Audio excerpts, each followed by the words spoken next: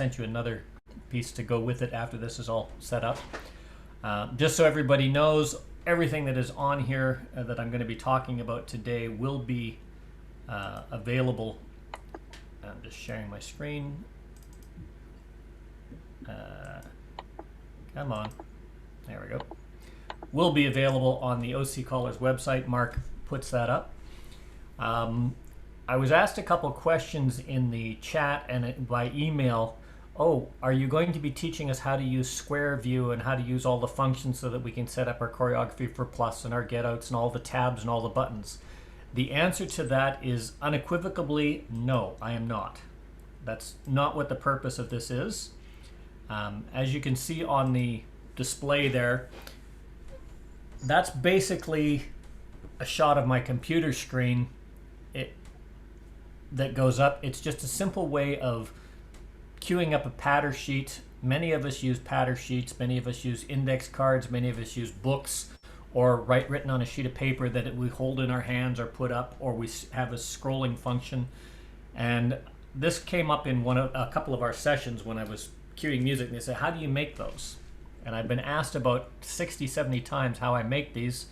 So I'm just going to go through it. It's very, very simple. I'm glad Alan is with us because Alan is the one that actually got me started on SqView, and he knows more about SqView than I will ever know. So without further ado, I'm just going to get started.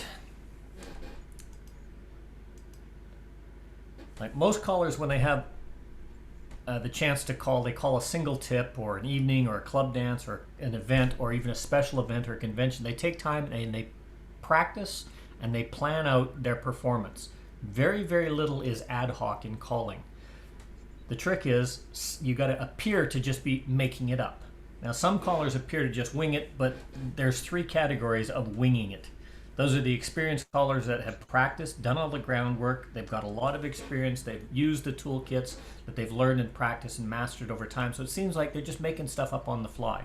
The reality is they're not. These callers are falling back on an extensive repertoire, and you see them and they almost never look at a reference sheet other than a quick glance off to the side if they've got an idea in their head, or they'll have an index card which will be laying on the table and it'll be a flash of an eyeball is the only time they need to refer to it. Those callers succeed. The second category is those callers that succeed, but only because they're lucky and they were able to fake their way through it. Not because of an overwhelming, well-known and managed knowledge and whatnot, but they managed to pull off a score because they got lucky. They know this can't continue because building on that luck without preparation and practice wears thin very quickly. Those are the I fake it, but I got lucky. And we've all had evenings like that where you get up to call, you've called the dance, and it's just the perfect dance. You weren't overly prepared for it, you weren't ready, but everything fell into place. You know that can't happen. And then there's finally those callers that do the mediocre or average calling, or they even fail because they haven't prepared, they haven't done anything. They've got all their stuff written out, but it's there on the screen, but they haven't practiced it, they haven't done it. They know the choreography works, but it's so complex, or they lose their place on the cue sheet. They don't have a practiced performance. And those are really your three categories of winging it. I don't ever advocate winging it, just faking it. It does not work. You've got to practice, you've got to prepare. Now, we all know that there's the 5 methods of calling: reading, memory, modular, sight, and mental image calling. There's variations of all of those, different techniques like crams and different names and all that, but they all fall into one of those 5 categories. Regardless of what any caller tells you, including me, all of these methods are going to incorporate the use of modules. Now, I define modules as a combination of calls that are done for a specific purpose, and that purpose can be flow, conversion, equivalent, resolution, filler, whatever, but it's still a prepared and known sequence that's done for a reason. In my simplistic definition, it means that it's a combination of calls that takes me from one known setup to another known setup. This could be as simple as a box to a line, or a zero module that takes me from a known phasar like a corner box to a partner line to another known phasar.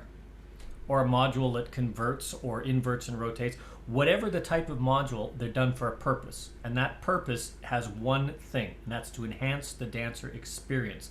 You want to give them a smooth and rewarding experience in a dance. And if your modules don't do this, then quite frankly, don't use them.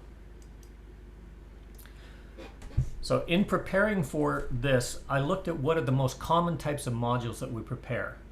And they really come down to 4 types of modules. There's the singing call modules. That's your open, break, and closer, or your figure. And the figure will have either a corner or a right-hand lady progression. There's a fixed point module, which is one of the more common ones, which is usually corner box or partner line.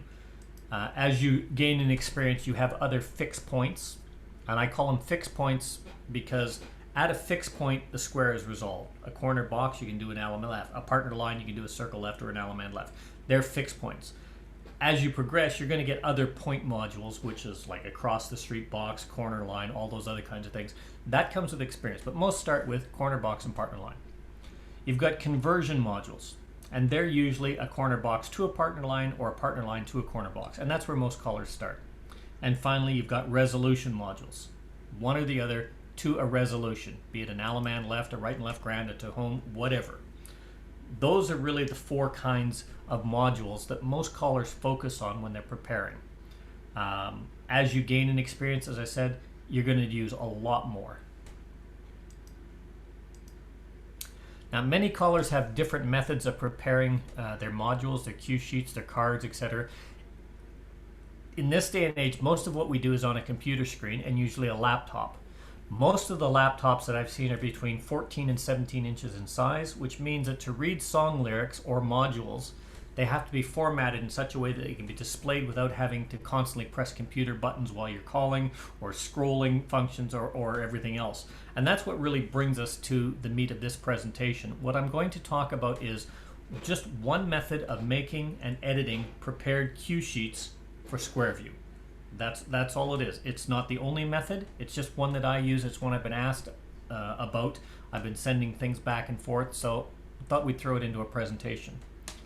So those are examples of what you'll see. Some callers have printed cue sheets. Some callers have the index cards with the choreography or their own shorthand written on it, and others have, the entire singing call or the entire patter call written down for them to read off the computer screen. Now, although I'm using SqView as a platform, the principle for most of the calling platforms is the same. If you use a computer to gear up your music and your choreography, this will pretty much translate to all of the different computer programs. If you're like me, you generally prepare your presentations beforehand and you practice what you're going to perform a number of times before you show it to the public. In an upcoming article in BTM, and for the last few months, if you've been tracking it, Barry Wanson is producing a singing call called the Skyboat Song.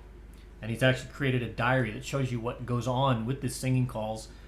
Some callers put out hundreds of singing calls a month.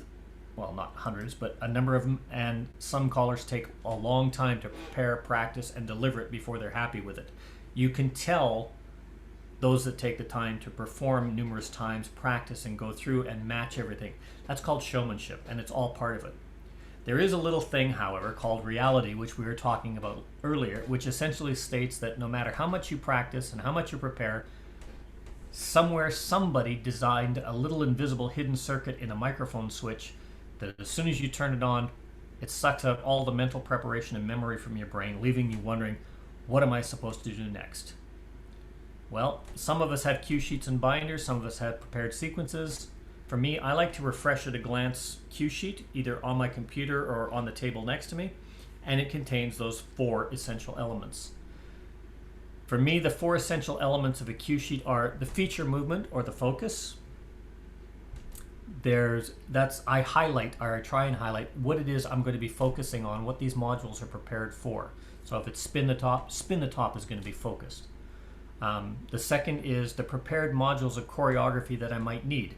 So a typical sheet will probably contain 1 or 2 singing call figures, 2 corner box to corner box modules, 2 partner line to partner line modules, 2 conversion modules, 1 corner box resolve, and 1 partner line resolve. I will probably not use all of those modules.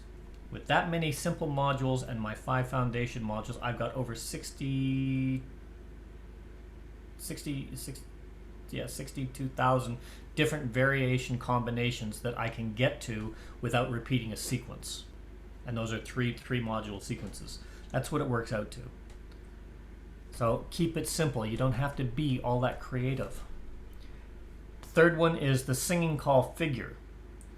There are going to be one or two singing call figures that are going to be there. Those are the singing calls that use the feature or the focus move.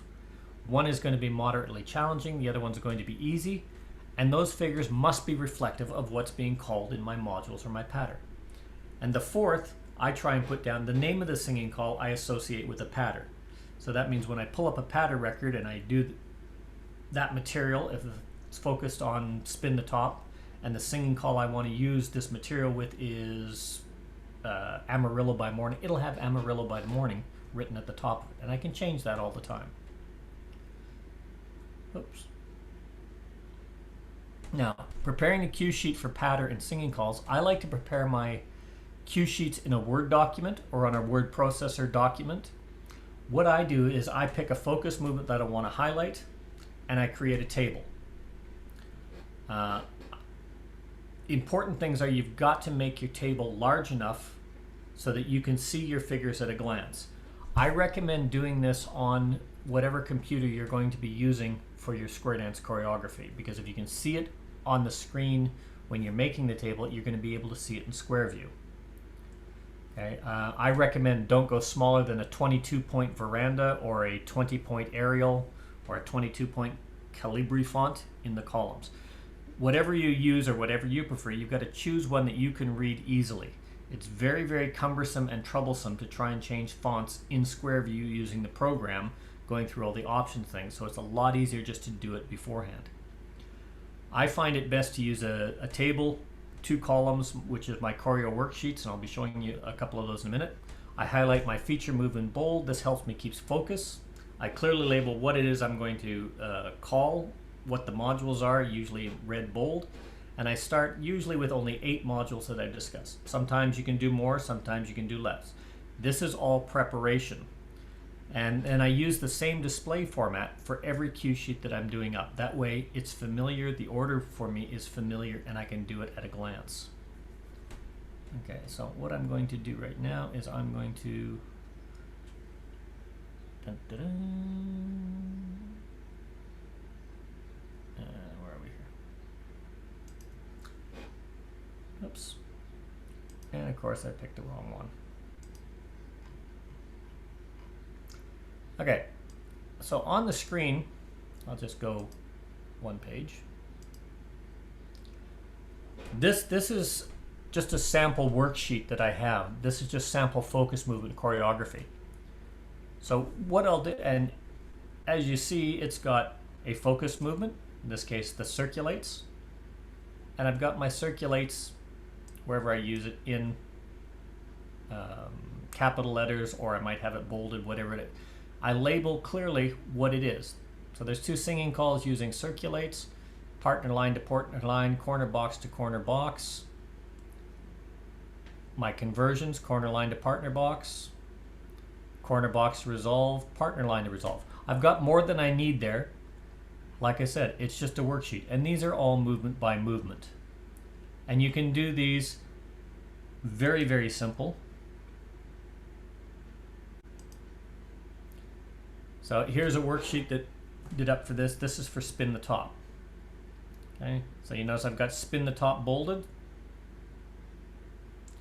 corner box to corner box, partner line to partner line, conversion modules, and a resolution module or 2. And all I do, if I wanted to do another one, I could do, you know,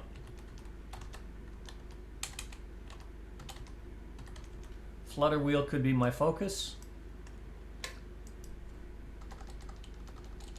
I do a singing call in here. It could be head square through 4, do side do, swing through, boys run, bend the line, right and left through, flutter wheel, slide through, swing your corner. Standard singing call figure. So that singing call figure would be there, and then I might have another one that has a reverse flutter or something just a little bit different. A couple of corner box modules.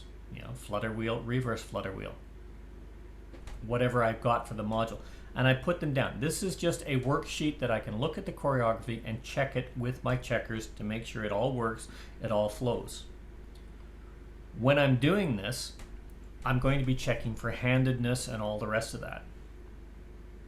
So when I look at, for instance, let's just close out of that. Actually, cancel that. I'll just change that. And we'll open up. Once I've got that, what I'll do is I'll prepare a worksheet. For God's sake. Come on.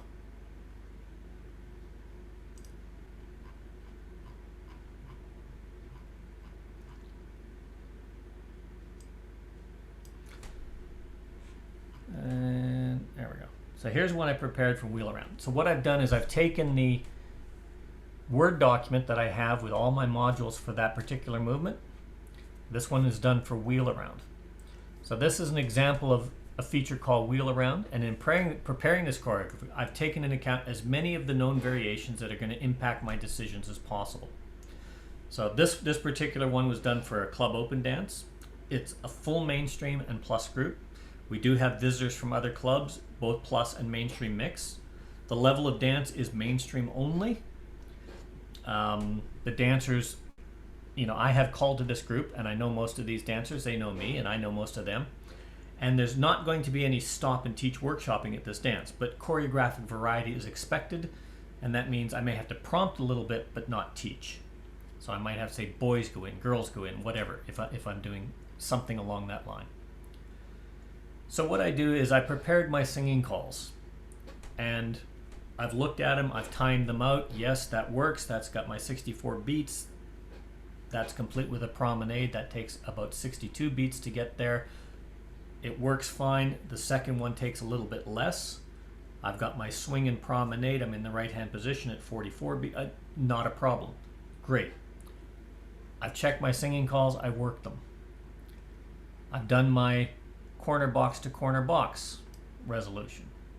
I've done a second one.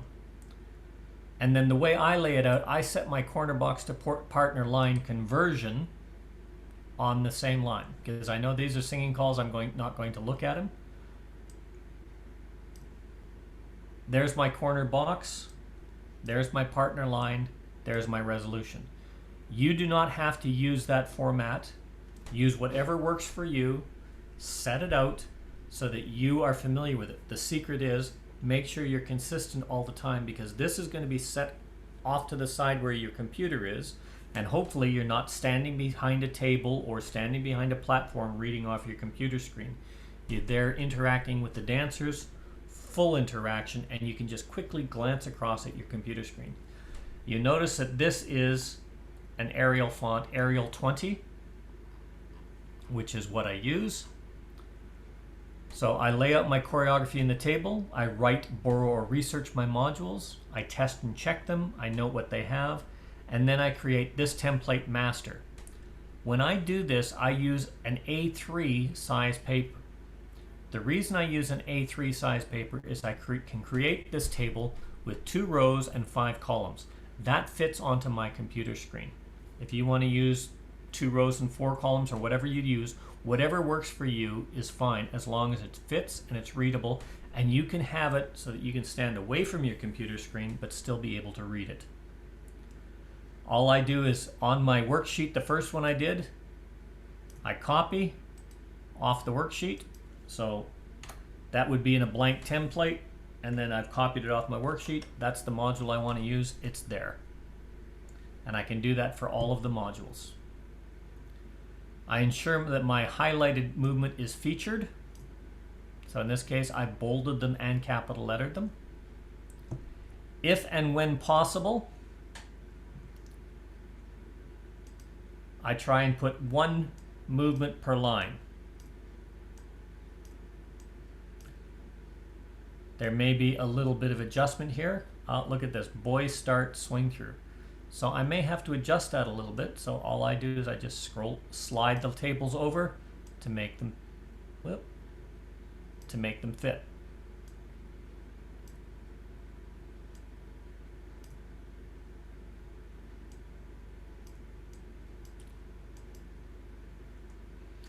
And that way I'm not having to read down lines or anything else like this unless there's something like this outside reverse wheel around. The whole thing is bolded.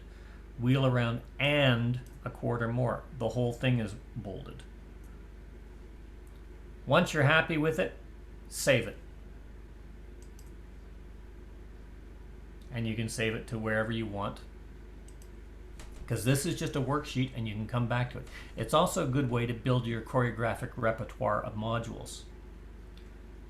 Okay, the next step is in your file manager, you create, can you guys all see this?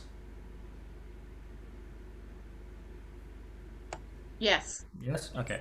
So most of you will have an area where you keep your square view, you keep all your stuff. So in me, I'm just going to go general calling. This is the Zoom meeting. Oops. And I've done a square view for Zoom. So there's some cue sheets, there's some patter sheets, there's some patter worksheets, there's some singing calls, and then there's a square view. So in my patter worksheets, which is what I'm doing right now, I've created a blank cue sheet. And that's all it is. It's just an HTML. I've sent that to Mark, and you can put that in, or you can use any cue sheet. If you need to create one, just take any cue sheet, copy it,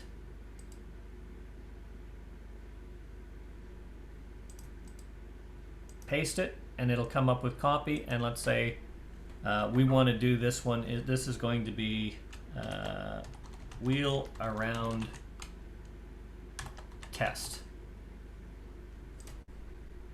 Okay. So I now have a blank cue sheet that I'm going to do what we just did with wheel around.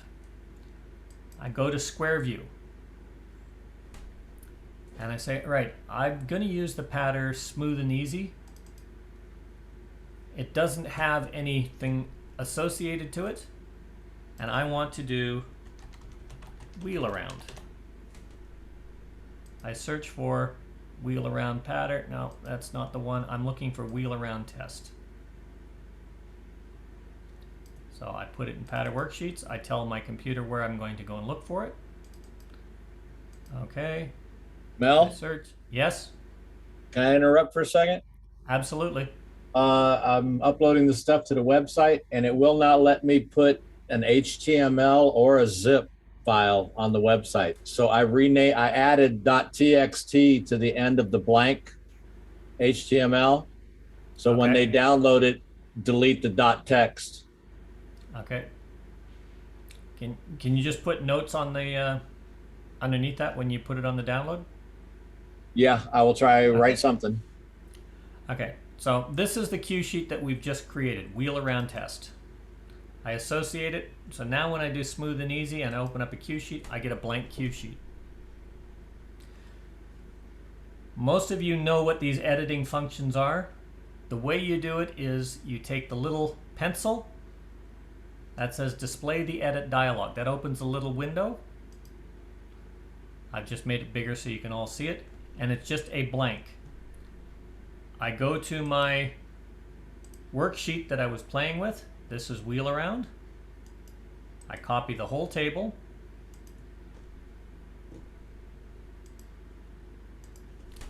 Let's say the singing call I want is Amarillo.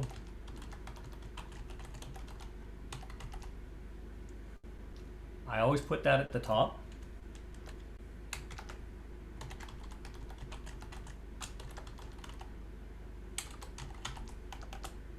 And then I just Control V or right click paste.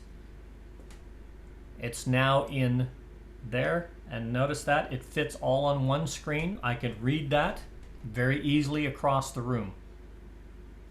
The font size is big enough that I can read it. Save. This is the important part. This is where most people forget. Save. It'll ask you, use these lyrics when you use that song next time. Yes. When you close out of it, hit save again, and that's going to save wheel around test into my folder of pattern worksheets. So wheel around test, Do I want to replace it? Yes, because it was a blank. And then I'm done. So now, when I go to use smooth and easy, and I've got this prepared for my evening, it's going to be, say, my third tip of the evening. I've already got it prepared. I know what my schedule is. I've got them in my my planning. I've practiced it. When I pull up smooth and easy, I can put the music on, click the cue sheet, and look at that. It's right there. I can look at it at a glance. I can refresh across the screen. I can make it bigger. I can make it smaller. I can do whatever I want. The second part of this is I'm using the singing call Amarillo by Morning. Okay, I have to do the same thing with Amarillo by Morning.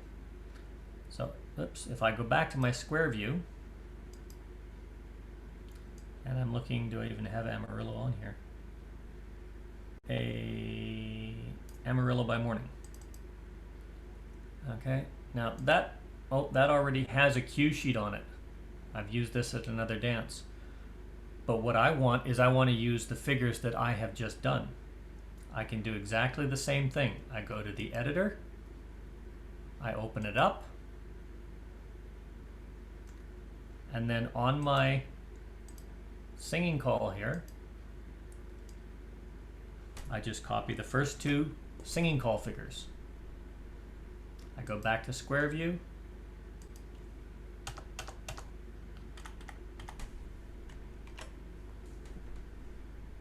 there it is, and it's in there so I can see it. Save, exit, save. Do I want to replace it? Yes, that replaces the cue sheet Amarillo by Morning. I can prepare every dance, every one that I call, every event that I do can have a singing call associated to it. Every bit that I call will have singing call templates. I don't have to have all these word things. These become my database. My database becomes something like this. So anytime I do a movement, I can create a whole bunch of modules. And you notice some of these have more than I need. I don't have to use all these modules. If I create more modules for this one, which is spin the top, I seem to be focused on spin the top today. If I create more modules, all I got to do is just insert a line, insert row below, okay? And I can just create another module, partner line to corner box, type module here. It's already in the format, it's already in the size, it's already the way I want to do it. And away we go. I've now have a choreographic reference sheet, I've got a record of choreography, and I've got everything geared to focus movements where I want them. So let's just delete that row out of there and be done. Actually, I'm not going to cancel that in case there's questions. And you'll notice I've just done a bunch of these up, and they're for different levels. So if I was using Dixie style, there's a cue sheet for Dixie style. If I was doing box the nat, there's one for box the nat. I've just got to go in and bold those. If I'm doing plus, there's one for coordinate. I've just got to go in and bold them. If I'm doing A1, there's one for crossover circulate. So it works the same for all of them. And I just wanted to show you one more thing here. What happened there? Okay, so when I'm using SqView,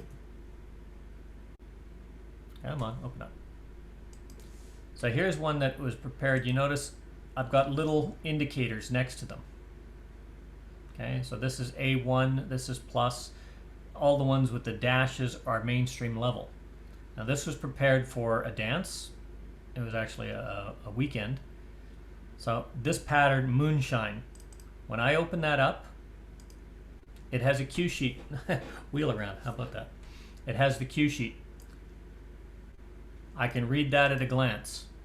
It's got the singing call, Neon Moon. When I gear up Moon, these would all be prepared, of course. Neon Moon, Neon Moon, Neon.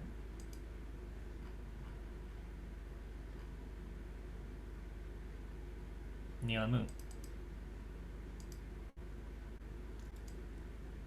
It's got the cue sheet already in there. That's all I've done. I haven't changed anything else. If I want, when I go to the next dance, if I want to change it, all I can do is just delete that part out, put another table in. And it's prepared. I can practice this. I can, you know, when the sun goes down on my side of town. And then when it comes to the heads right and left through, you know, Dixie, and so on, to practice, to practice, to practice, to practice. And you notice every one of these hoedowns is set up for a dance. This is 8 chain 3. A plus one, that's geared up, just generic plus calls with Rockin' and Rosalie's Boat. Okay, this has got facing diamonds. So I've just noted with an F, facing diamond. It allows me to see what hands are free, all those other kinds of things. And it takes a lot of preparation, but every one of those is geared up so that when you have something that's prepared for that evening or that festival or that weekend, and I've practiced every one of these with the choreography that I'm using, so that I can look quickly at a glance over to the side, see the cue sheet geared up, and away we go. One last thing on SqView before I finish here. Sorry. As I said, this is just how I prepare my cue sheets. I find it easier because I like to be able to put in here, you know, I'm going to do whatever. I've got my cue sheets geared up. I can just go to the next one. This is my playlist, and the next one, and the next one. It's all there in sequence. It's ready for me. I can create a playlist. If I've got other callers, I can put their material into the playlist and have it all done up. So I never have to go looking for them. It is all geared. Now, in SqView, you have the lyrics tab, you have the list tab, you've got the definitions, starts, you've got figures, you've got home, you've got get outs, you've got singing calls, you've got all sorts of different things. And you can change these for the various levels that you want to call. You've got the tools that you can go through your lyrics manager, memorizing your cue sheet layouts and all this. I do not use those. The reason I do not use those is because they confuse the heck out of me. It takes me, I can do 20 singing calls and 20 patter calls in the time that it takes me to go through and find all the little buttons at the different levels in the SqView editor. And because I want to constantly change my choreography and my figures, I don't go and marry the lyrics. I do it this way. It takes me about 30 seconds to create a cue sheet from a blank table. That's my system. This is the one everybody's been asking me about. So it's the one that I use. I do want to say Color Desk, SqView, SqView, and the other music programs that all use something similar for queuing up the lyrics.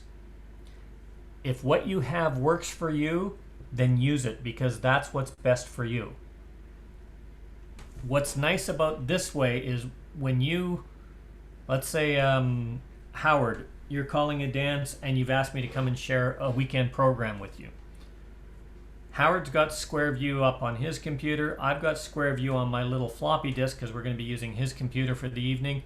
I can just plug in my drive. It's got all my cue sheets. It's got all my lyrics. And all he has to do is hit SqView. You can have two of them running at the same time. All my stuff is there. It doesn't interfere with his program. And it allows me to, and Howard to work together without him having to change his cue sheets and go find A, B, C, and D and everything else. You can save all this onto one little flash drive, and it's there for you, and you can change it every dance you go to. If you're a traveling caller, or you're doing 4 or 5 festivals. Howard, I think when you were very busy, you were going 3 nights a week club night. You've got the halfway dance, you got another dance, you got a weekend festival. That's a busy week. So if he's working with other he's probably got each one of those nights prepared, programmed, and practiced as a separate night. It's a separate folder. You can just click on it, or he knows what he wants to do. If I'm inviting Howard up and don't bring your equipment because it's too costly, he'll put, Monday night, Tuesday night, Wednesday night on a little flash drive in a folder Monday, Tuesday, Wednesday. He can plug it into my machine and away he goes. And he's got all his cue sheets, all his templates, everything set up for him to work seamlessly. So that when he comes on and says, right, Howard, you're calling the next one, and he gears up Elizabeth, he just goes, right, I'm going to be doing the singing call any old time. There's my stuff. And I know Howard doesn't need to look at all this stuff because he's got most of this stuff in the back of his head anyway. But it's there. And then he's doing any old time. So on his sheet, he looks at any old time. And now they're all alphabetical. And the cue sheet is there with the flutter wheel supporting what he's going to be calling. Probably doesn't need to do that because he's practiced it so many times. But as I said right at the beginning, most caller microphones have a little hidden circuit hidden into the top of the microphone that is designed to suck everything that you've remembered or practiced out of your brain as soon as you're getting ready to call. So it's nice to be able to quickly refresh at a glance and put it back into your brain. At least for new callers, I swear to God somebody put a brain-sucking chip into my microphone, because no matter how much I prepared, when I got up to call the first time, my head went empty. It was really nice to be able to look at something quickly, a cue sheet or something, that I could refresh myself at a glance. Anyway, that's a short presentation. It's how I do it.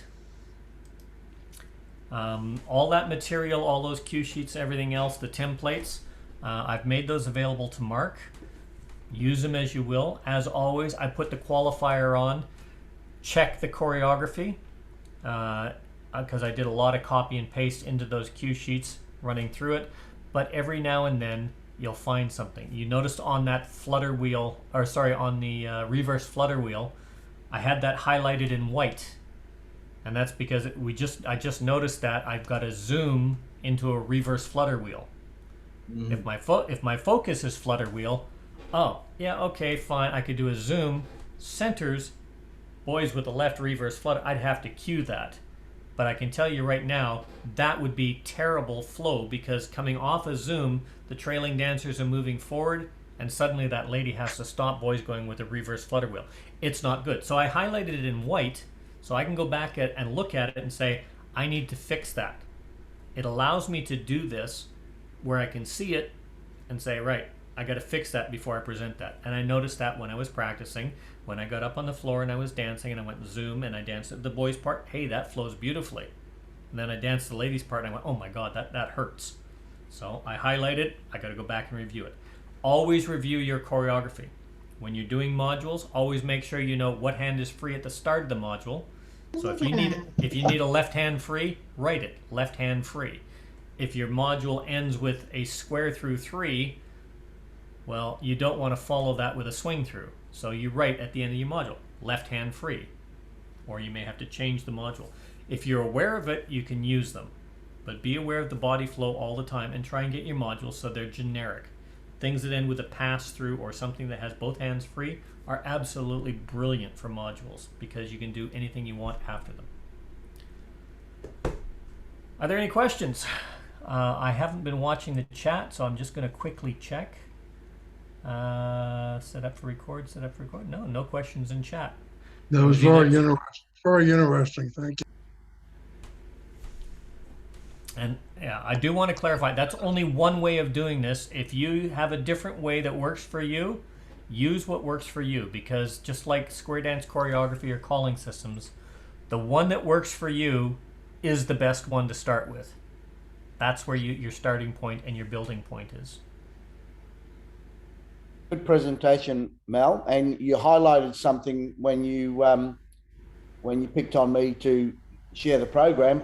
I actually don't use SqView, so I guess before you go to another caller's club and you're going to use his equipment, a double check on what he uses might be Absolutely. because I Yeah.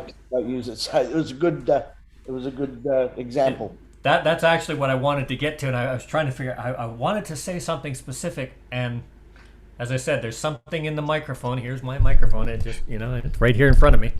Suck that out. That's why I said when you put your music on a little flash drive or a thumb drive, copy the SqView program if that's what you use, or copy Caller, Square Desk.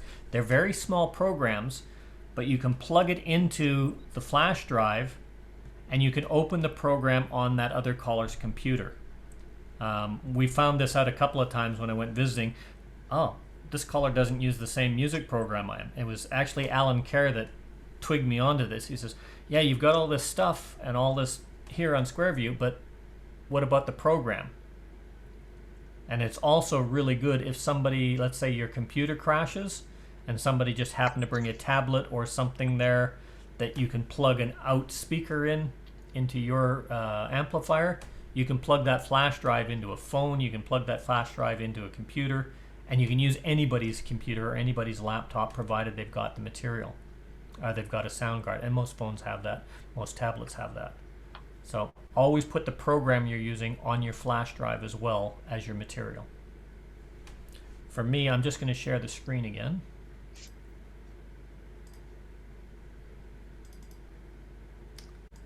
So for me, what I would do, I think I've got a couple on here. Okay, so this would be my Adelaide file. All of that would be there, including the program. So the last time I went to Adelaide, I had the cue sheets, I had the music, I had everything set for it. In preparing for this one, I did a whole bunch of different ones. So I created a folder that says SqView Zoom. And you notice I've got cue sheets, pattern music. There's my cue sheets. There's my pattern music. I've got things that I'm still working on, like this is the pattern for this. I'm still working on it.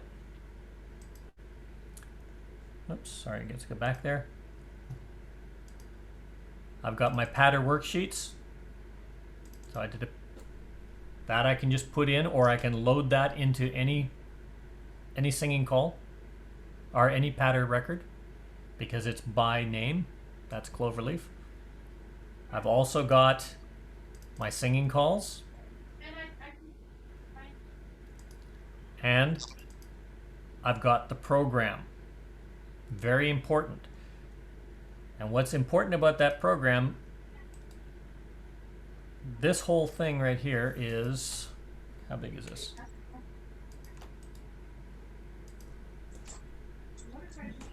.7 gig. That's 1100 files. That's all the music, all the pattern records, all the choreography, all the cue sheets, and the computer program is less than 2 gig. Most flash drives you buy right now are around 16 gigabytes. It's not very much memory that is needed. So there's lots and lots and lots of stuff that you can do. Thanks for reminding me of that, Howard. That's what I was trying to remember. Not all of us use the same program, but this type of use, the display is pretty much consistent. The methodology might require a couple of little changes, but if you do it in a Word document or a word processing document, you can cut and paste into any one of these editors and get your material.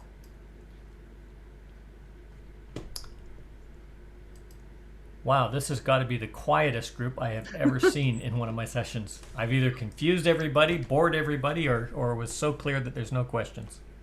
I'm itching to figure out how to do it. Sorry, I had Yolanda and then Barry. You guys are talking over each other. I said, well, I can't wait to try and see if I can figure it out, because it looks easy when you do it. Right. The first couple that you do are going to take a long time because you got to think, I got to go back, I got to hit the button. You'll open up the editor and you'll say it's not working. Oh yeah, I got to hit that pencil a second time. You'll work, and then you come back and you, oh yeah, I didn't save it twice.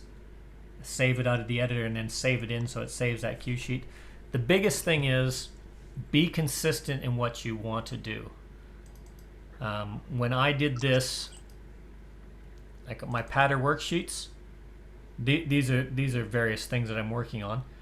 But you notice they all say pattern and a movement, pattern and a movement, pattern and a movement. So that when I go to associate these, I can either type the word pattern into SqView,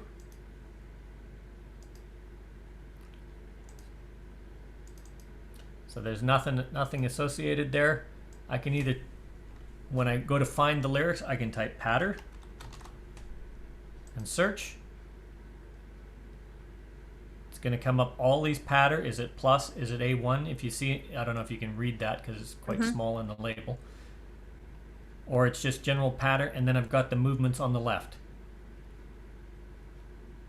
So once I save a worksheet, that worksheet, I can reuse that worksheet, or I can go back and edit that worksheet, or I can create another worksheet. But it's easy to find. So let's say Yolanda, you come to Australia, you go to Canberra, and Alan says, "Hey, I want you to come and call on my club next week. We're reviewing cross-fold. I want you to do a tip based on cross-fold." You can get up there, you can prepare this, you can open up that pattern sheet. When you call, look at that. Perfect.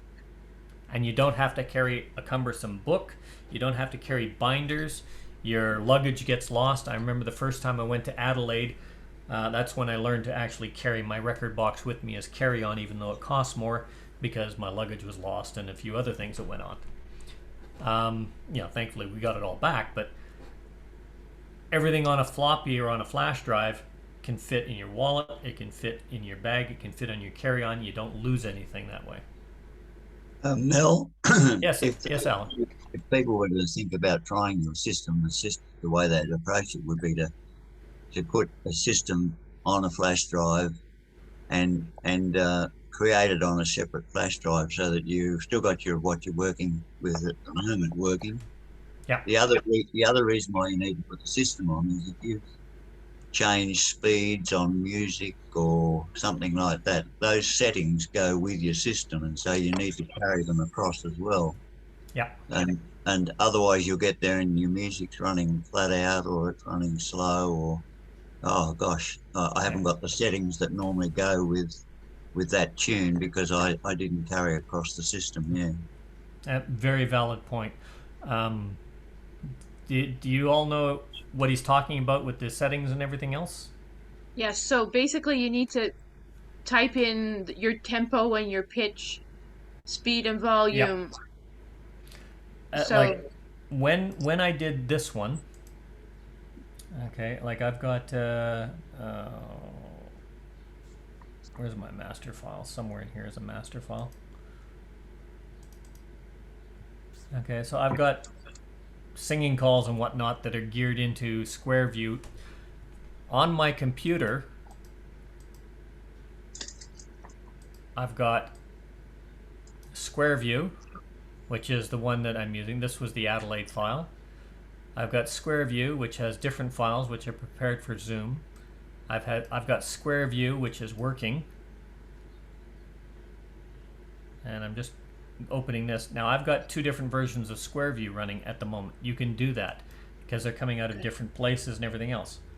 So on these, this is just a working file of songs that I'm recording or pattern that's being done. If I was to take any one of these, when I create this, cancel that. Where's my general? 2021 presentation, Zoom meetings.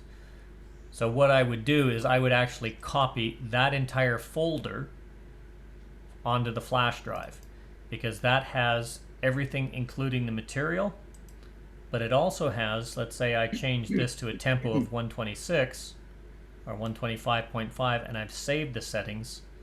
It's got the settings that are there for my music. I wasn't going into all the technicalities of SqView, but it's a very valid point. Not all callers call the same record the same way. Some change the tempo, some change the pitch that matches for them. yes. Actually, I'm going to close that without saving the changes. Have we stopped sharing here? I'm not sharing screen anymore, am No, I? no, you're not sharing at the moment. Because my second screen has disappeared. There it is. Good. Yeah, you take everything with you, and it's not very big. That's what's really, really nice about it. So especially if you're a traveling caller, I know when I got here to Australia, and I'm still not doing a lot of dances. I'm pretty much a traveling caller, and I do open dance. I do a lot of one-night dances, which is a fun dance introduction to square dancing, because I don't have the opportunity. I don't have a club. The nearest club to me is actually in Wodonga, in a different state, and the next nearest club is Allen's Club in Canberra, which is 2 hours and 45 minutes drive from me. I do a lot of one-night dances, but I don't have a club going because it's not viable here. It's not feasible. But as I go and I travel, guys like Alan, guys like Jeff Seidel, are you with us here, Jeff? Yeah. Jeff were absolutely supportive of me because they had the material, they had the equipment, I still use records, they use computers, but they've got their stuff. It allowed me to bring what I needed to do the dance, but I could use their equipment. With computers these days, if a caller has a computer and the equipment, all you've got to bring with you is a flash drive. It makes traveling so much easier, especially when you've got all your programs, all your music, all your memory, all your settings, everything saved to get up there and call the way you want to call. And you can share a program, as I was saying, Howard and I sharing a program. He's going to call off of his version. I'm going to call off my version. And if we're going to do a couple duets, you can bet it's going to say, well, we practiced this in the mail. We've been writing emails back and forth to practice this record. That's for the audience. You can rest assured we're not going to get up there and do a duet unless we've done it at least once or twice together to see what we sound like or what we sound not like. And we'll reject 4 and maybe keep 1. That might work. That's showmanship. As Barry was saying with the Skyboat song, it's part of showmanship, even producing a record, to record a song, get up there and do it. Yeah, you hear the song, you get it, you play with it, you practice it probably 4 to 6 weeks every day, 20 times a day before you're ready to record that song. That is a bare minimum getting used to if you know the song. How long have you been doing Skyboat now? About almost 6-7 months, isn't it, Barry? About 5 months, I think. Yeah, 5 months. Wow. And I think you're now, if I remember correctly, you've got the music the way you want it, and you're working on the choreography to match the lyrics, and then it's the practice, and then it's the delivery. For a song that goes out, that kind of preparation and practice is showmanship. And even though he's not going to be there, when you buy Skyboat song, product placement, when you buy Skyboat song, you can bet that you're going to get a polished and practiced performance and delivery, because the showmanship is just as important on the vocal side of a piece of music you buy as is the music. And that's what's important. That's what's going to sell or convince you to get that record, is somebody does it properly. Mel, the usual standby warnings. If you're going to rely on a memory stick, I would have 2 copies. Have to, yeah. If you're not going to take your computer with you, but if you're going to take it, yeah, and the other thing, if you're like me and you have those ringtone downloads, don't put your memory stick in the same pocket as your mobile phone. It does send out a magnetic pulse, and sometimes it does interfere with the thumb drive. Anyway, the floor is open for questions, comments, if there's something that you want to see. As I said, I've sent all this material to Mark. It's going to be available. If you do want to get a copy of anything that I had in Word or PowerPoint and you're not able to download it, just send me an email, wilkerso@bigpond.net.au, and I can send you what I have. As always, even though I've looked at the choreography, I do qualify. Nobody's perfect. Always double check your researched material as well as your own material. Unless it comes from Barry, then just blatantly steal it, and if it doesn't work, just say, well, I got this from Barry Watson. And that's fine too. A couple of things, Mel. When you started off, you talked about 5 basic modules. Well, I can't agree with that, because there are 2 modules two forms of modules that you didn't have in your list. The first module is to do with how you start your patter, and that's a sort of like a tip starter module. Yeah. It's something interesting, and to me, that's just as important as any of the others, because you have to set up the dancers for what you want to do. You've got to, if they're dancers you haven't called to for a while, even at the start of a night, you want to relax the dancers. At the same time as relaxing the dancers, you want to give something that's going to pique their interest in it. Okay, so that's one sort of module. The other Absolutely. sort of module is you've got zero box modules, zero line modules, conversion modules, and resolve modules. But there are no get-in modules. What are you going to use? Heads square through 4 all the time? Heads lead to the right, circle up 4 to a line all the time? No, you're not. You're going to use something that is either an equivalent for one of those or something totally unique. So those modules are the get-in modules. If you are going to be a modular caller like this, the get-in modules are just as important as all of the other forms of modules. Absolutely. Absolutely correct. I'm just looking right now. Give me 1 second. There was one of the sheets that you went through that did have a get-in there. The other ones just didn't have get-ins or tip starters. Yep. There, Daryl. Yeah, one of the, when I said that at the beginning, I also did qualify that with the most common. I was just looking for, I closed the sheet down, I'm just looking for it here. Okay. I love to put you on the spot. No. I was going to leave it all. I didn't think I'd be coming back to that, but there are get-in modules on, hang on, why don't I just do this, Control F. Barry, there's also if you're in a strange area, qualify that strange, but yeah, you might want to use a module that gives you a clue to the capability of your dancers that you're dealing with on that night. Yeah. That's exactly right.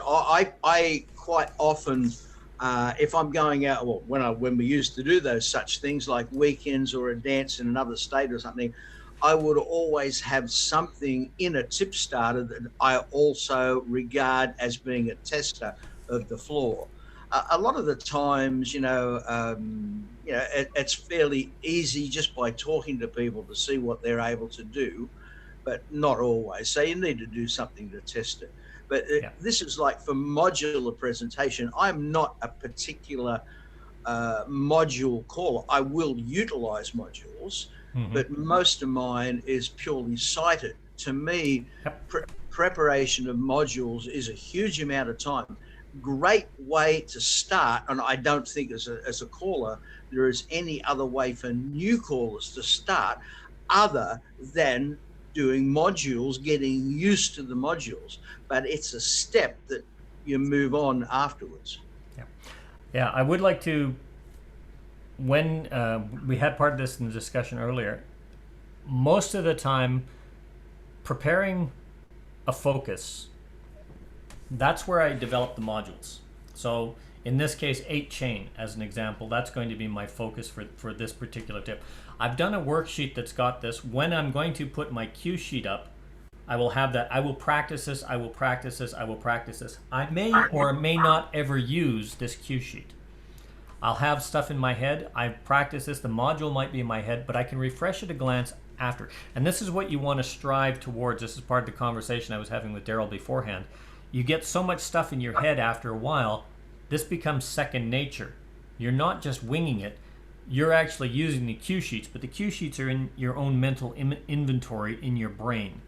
And you're citing, you're setting up to a box. Oh, I need to give myself a breather. What I want to do. So you'll call a 0 module while you're saying, right, okay, from here I want to, and you're refreshing your mind. You're thinking about 3 different things at the same time. That comes with experience. What Barry said about the types of modules, just to clarify, the ones that I put on my cue sheets generally are the singing call, corner box to corner box, partner line to partner line, a conversion module, and a resolution for those. There are lots of other types of modules. Some of the zero modules are invert and rotate. I may note that. Some of them will flip or rotate 90 degrees. I may note that. There's technical zeros, there's fractional zeros, there's all of those other kinds of things, which are all modules. I'm only keeping it simple, but as Barry noted, on a couple of these, like this is one for 8 chain, that has a get in. I'll just reduce that in size there. Okay. That's a very complex get in. It's very long, but it's what I wanted to do because I was setting up a focus. I have that in my head. I can sit there and go, okay, I'm looking at the camera, not at the screen. Heads are right and left through, sides a half sachet, heads lead right, 8 chain 3, pass through, cloverleaf. What's next? Okay, I forgot. Swing through. Yeah, well, that's I'm doing this. I just glanced over there. I put that in my head. I forgot what it was. A quick glance, swing through, followed by recycle, slide through, and the others lead to the right. I'm in a corner box. There are get-in modules which are a lot shorter than that. There's also modules like this. This was done as part of a different section, but this is when you're recording or you're doing something like that, or you've got a prepared pattern that a new caller sent me that this is what I'm doing. This is my opener, this is my figure, this is my middle break. And they had that. Well, essentially, this was their module, which is a full sequence. That's the get-in sequence, which is an opener. That's another sequence, which is a figure. There's another figure. And it's gone head, sides, head, side. Sorry, I should say she. And then got another middle break, Alaman left in the Alamo style, but it's gone into a figure with an opener type sequence. And then it's everything else, and it works out. There's a whole bunch of different ways that people do this. Ideally, once you've got the experience, as Barry said, every caller needs to understand modules. Every caller needs to understand flow mechanics and movement mechanics, your call analysis, all of these things. Every caller needs to have a good grasp of the 3 aspects of timing. That's your lead time. How long do I have to say the call before they get to it? The command time, how long is it going to take me to say the words, and the execution time, how long is it going to take to do it so I know when to give the lead time on the next, where they're in that call. You have to have all that stuff beforehand and your modules so that you can start calling. Then, once you're ready to start moving dancers around, you might be ready to learn a resolution technique, but at that point you really don't need to at this point. And then you practice and you practice and you build these repertoires. Cue sheets should not be, this is my opinion, a caller should not be standing there with a piece of paper or a book. You can see my face. Okay, I'm now calling my square dance. I'll turn my background off here for a second.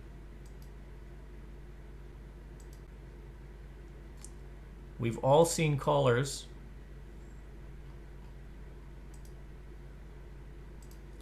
that this is how they call. Head, square through 4, do the right and left through, dive through, pass through, square through 3, trade by, Alaman left. And that's how they call. You don't see them, they don't see you. All they're looking at is a sheet of paper. Or they're hiding behind a desk reading off their computer screen. At Challenge A2, yeah, it's all prepared written material for most of the callers. That's fine. I don't call that how they do it. That's entirely up to them because it's very complex. I understand the need for that. But what I'm talking about is getting up and entertaining dancers. You want to be able to refresh at a glance off to the side somewhere so it doesn't look like you're reading. You're interacting. You're part of that dance. You want to be part of the activity, part of the social experience. These help. They're a refresher. They're not a read. And very excellent comments. There are many, many different types of modules. And be aware of them. You will use them all at one time or another. And I do prepare get-ins and get-outs. I just have a lot of them, so I don't put them on my cue sheets. If you need them, put them on your cue sheets. And you don't have to use them all. For a newer caller, I would highly recommend that you maybe Stick with one corner box, one partner line, one resolution, and maybe one get in. 4 modules. That's more than enough with your 5 foundation modules to call an entire evening of dancing. But do what works for you. Is that your hand up, John, or no? Oh, just scratching your... does anybody have any other questions, comments, points? Yeah, Mel, I've got a question to ask you. When you're using the flash drives, okay? Yes. For instance, I use Firefox. Not everybody does. Does that cause an issue if you're trying to run off of your drive and they don't have Firefox? No, not unless you're using that as your web browser. If you're running a program, Firefox is basically your background hit the internet. Most of these programs don't use the internet. They just use the interface of the computer, and the program is on your flash drive. As long as you carry the program, you're going to be fine. Okay. Now, I was just curious because I noticed yours comes up with all the little edge symbols, and mine is all Firefox. I didn't know if that would... There's some, that's a web browser. Where that might make a difference is if you're one of those real technical gurus like Mark that will go into the HTML file and start editing your stuff in HTML on an HTML document and saving it because that's the browser you're using. I do mine and save them as an HTML file from SqView or from whatever program I'm using because that will fit. But it's just, it will open up, for instance, I'll open up in Google.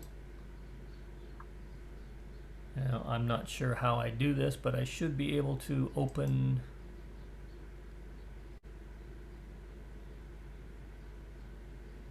Mel, I'm correct if I say that your base documents are all Word. Yes. I do my base documents in Word because that way I've got it, I can save it easily, and I can edit it easily, whereas as a PDF I can't edit it. And I can just add to it, add to it, add to it, add to it. I can change format, I can change scope, I can add, delete, I can copy and paste. It works well. It works well for me. If you're a Macintosh, you've got a Macintosh word processor. Other people use Word Text. There's Office Basic. Any of these systems that it allows you a basic word processing capability that is just a little bit more than text will work. The only downside with Word is that their file sizes are large. And so when you paste a Word segment into a HTML file, it puts that you're making the HTML file a very large one. But apart from that, if you're not worried about it, it's fine. Well, that HTML file that we just did, I'll just share this. That's the HTML file that we created in this session, which is right here. That's 21 kilobytes, which is quite small. This is the sample focus choreography. Okay, that's, what do we got? How many pages is on that? There's 29 pages there, which is 125 kilobytes. Those are not big files. If I look at this one here, this is the one we just looked at. That is 106 pages. Okay, so 2008-15 Zoom choreography. Just go up here. Zoom. Okay, that is also 125 kilobytes. They're not that big. It creates a 29 kilobyte file for an HTML file. It creates a like I've got 106 pages of choreography, which is 125 kilobytes. Yeah, but you add that, you multiply that by the 3,000 odd records you might have, and it becomes quite a lot of data. Well, Where here- my typical HTML file might be 4K or 3K, yours is 10 times that size. And so, providing you're not worried about memory size, it's a great way of working. But when you've got 4,000 or 5,000 songs and you want to keep the cue sheets for all of those songs, yeah. it starts to add up. Yes. Most of those cue sheets are. The largest one is 51 kilobytes. I've just pulled up 61 cue sheets. Those are patter cue sheets that I've done. That takes 1 meg.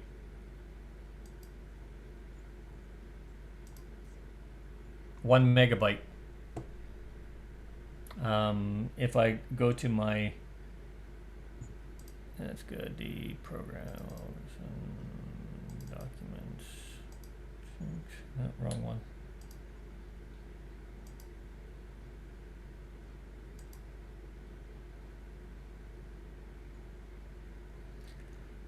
Trying to find where I put things. It gets confusing now.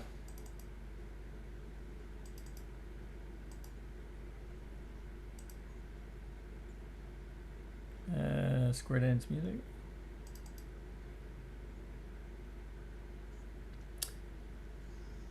Do you keep multiple copies of your music? Like you've got it. Yeah. Well, Yes, I do. Because like if I prepare for an evening, what I'll do is I'll prepare that a whole new folder with that. It'll be the same thing in, but the master cue sheets. Once I create a cue sheet like those patter cue sheets, I'll save those into my master file. So if I've got my, like these are my patter records. So there's 1,700 of those.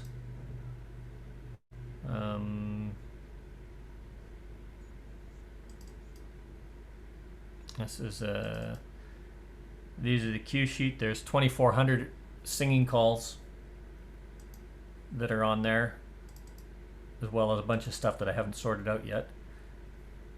You may recognize that file structure, Alan. You're the one that twigged me on to doing my records alphabetically. It makes it a lot easier to find them. And okay, so, and there's these are ones that I still have to sort out and deal with. There's another 70 patter calls there that I'm playing with at the moment. So within that whole thing is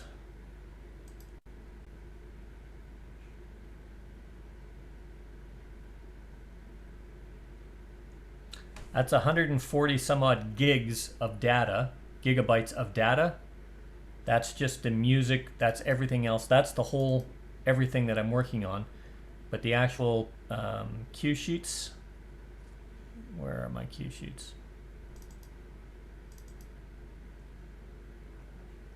As you can see, some of these cue sheets, the simple cue sheets without the table in it, 4 kilobytes. When I put the table in it, or I put something else in it, like adding editing and stuff like that, it increases the size. And as Alan says, when I start making cue sheets up for the patter calls that I'm doing, like the one we did today,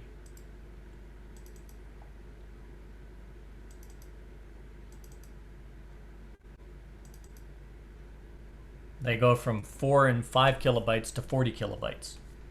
That's why this is only done for preparation to dance. Those cue sheets I'll keep. That's not going to take up a lot of room. But I'm not going to keep multiple copy. If I go to Alan's dance, and then I go to Barry's dance, and then I go to Jeff's dance, okay, we're in 3 different states, I could probably get away with it. But if I'm going to, say, go to Adelaide and call for Club A, Club B, Club C, Club D, Club E, and then do a big dance and use exactly the same choreo sheets every time, chances are some of the dancers and some of the callers are definitely going to notice that I haven't changed my material, because they're all going to be at the same dance. So I have to prepare for the weekend of the festival or whatever it is. I'll do all of that. It'll have its own system. It takes about 1 or 2 gigs on a flash drive. Once I'm done with it, I still have my master sheets. I delete them. I get rid of it, all because it takes 20 seconds to copy the whole thing over again and create a new evening. Yes, Malcolm. Yeah, just one question, Mel.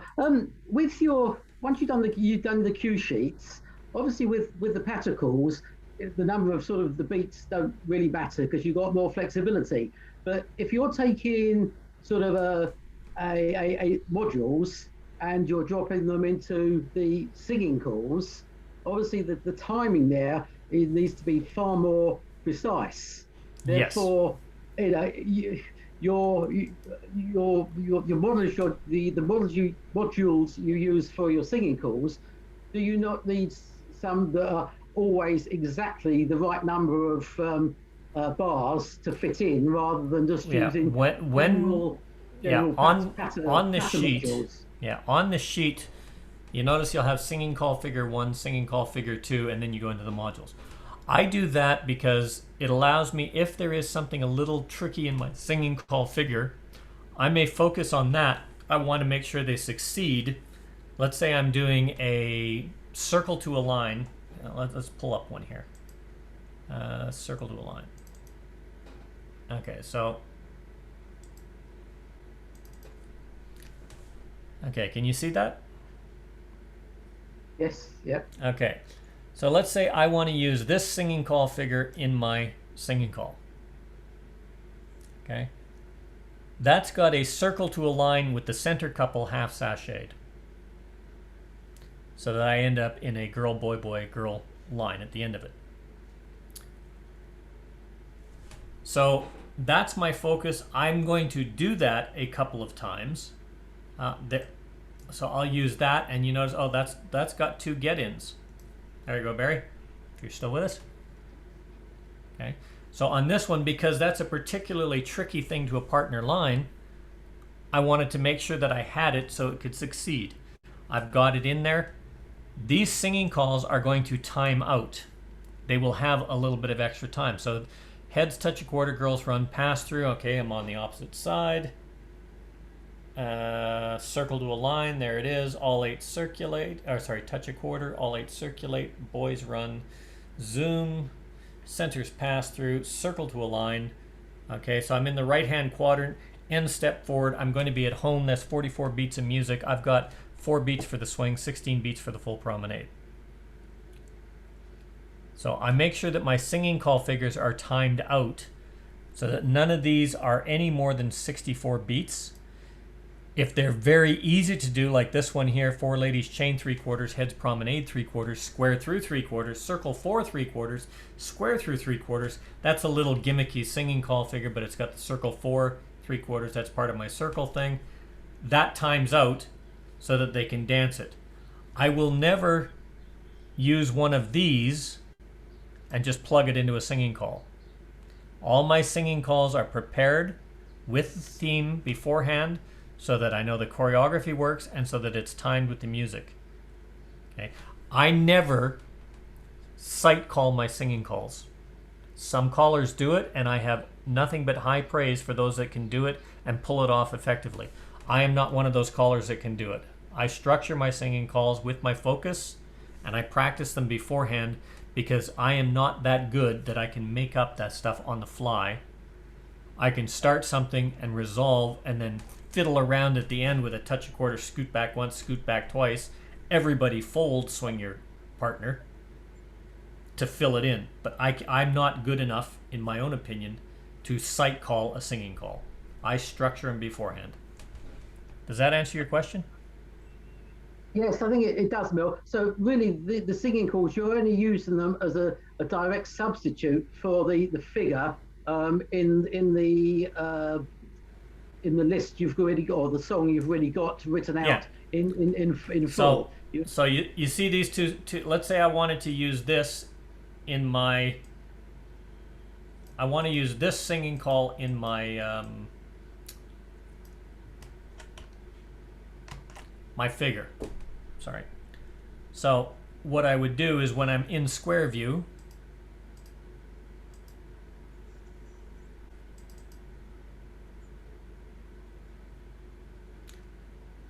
Takes a while to open. So let's say Back in Baby's Arms is the thing I'm doing. If I pull up the lyric sheet, let's say I wanted to use that singing call there. What I do is open the editor, come in here and say, right, I want to keep the figure that comes with it, but I'm going to put that. Now I've got my figure for the singing call for that record. When I'm done, or the next time I use it, I'll just delete that. So that singing call I've seen in my pattern. That singing call, I know the dancers can do this. I might use this, heads touch a quarter, girls run, pass through, circle to a line, got the boys in the middle, lines up to the middle and back, touch a quarter, all eight circulate, boys run, zoom, ooh, centers, pass through, circle to a line into normal, end, step forward, everybody, bow to your partner. You know, that might be the wow ending. I don't know if that actually works in that, or where you are, but that could be something that I would do in my pattern so that I know they can do that in the singing call. It'll be familiar. And if I was going to use that, that would be the only figure I would use in my singing call. I wouldn't use multiple figures. If they were having trouble with this and that circle to a line, I wouldn't do that in my singing call. I'd just use something standard, an easier one. Right. So you just use them in the figures. You wouldn't. You don't use them sort of for the bit in the middle, not like the chorus in the middle between the no the two. You just purely as figures. At A1, I will sometimes use a figure break.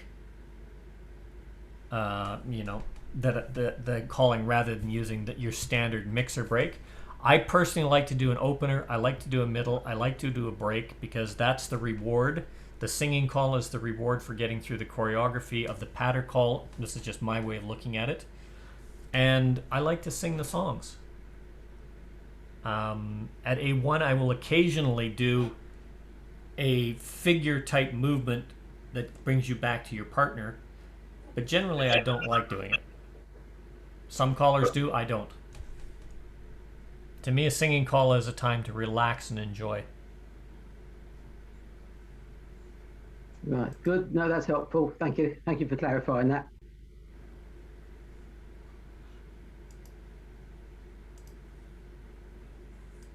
Any other questions? No.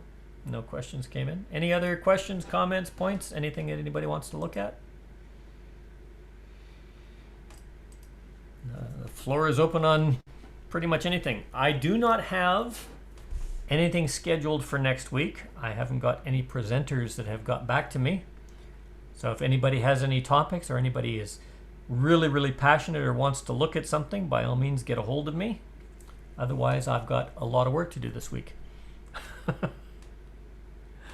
So now, within that, we've also been talking about maybe cutting these sessions back to once a fortnight instead of once a week as we get back to dancing. However, we've just gone into lockdown, as have a number of other people. In a lot of places around the world, they are getting back to dancing, but it is starting to get hectic. We're going to continue once a week through August. And then in September, we may cut back, but we'll need to get everybody's opinion because our numbers have dropped from about 45 and 50 down to an average of 30. And so we'll just see where we go from there. Once again, I want to say thank you to Mark. Mark puts everything up on our website, or not on our website, on the OC Callers website. All the material is there. And as always, if you do want to get a hold of any of the material I presented in a copy or in the Word format, or you want me to email you the blank HTML files that I have, just send me an email. I can send those to you. And have fun playing with it. If it works for you, great. If you've already got your system in place and it works, don't change it. Yeah, this is just another way. You're very quiet today, Michael. Yeah, I just was listening, but I had a comment. I had a very fast glimpse on one of the sheets. I think it was crossfold. Mm-hmm. and there were lines facing out, and you had the ends cross-folded and left touch a quarter. I think this is only good for one half of them. Yeah. Correct. I didn't want to be a party poopster, but I saw that. Oh no!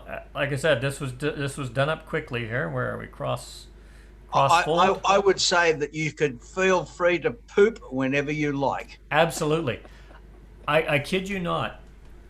There is so much material, and I'm not going to lie, a lot of this material I have pulled from sources, just copied and pasted in there. I haven't gone through it all. So where have we got? We've got swing through, walk and dodge, ends cross fold, past the center. I think it was on a cross-fold shield, and you had the lines, facing lines. It was either facing lines to a box. There it is, right there. And it was on pass-through and ends cross-fold and left touch a quarter. Yep, absolutely. That is absolutely horrible.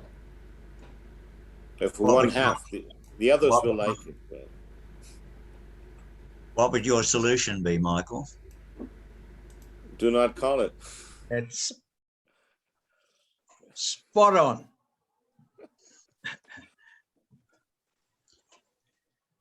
I noticed another one there. I can't remember what the section was, but I think it was a partner line to partner line, and it said something like slide through, pass through, said as wheel around, and everybody cloverleaf.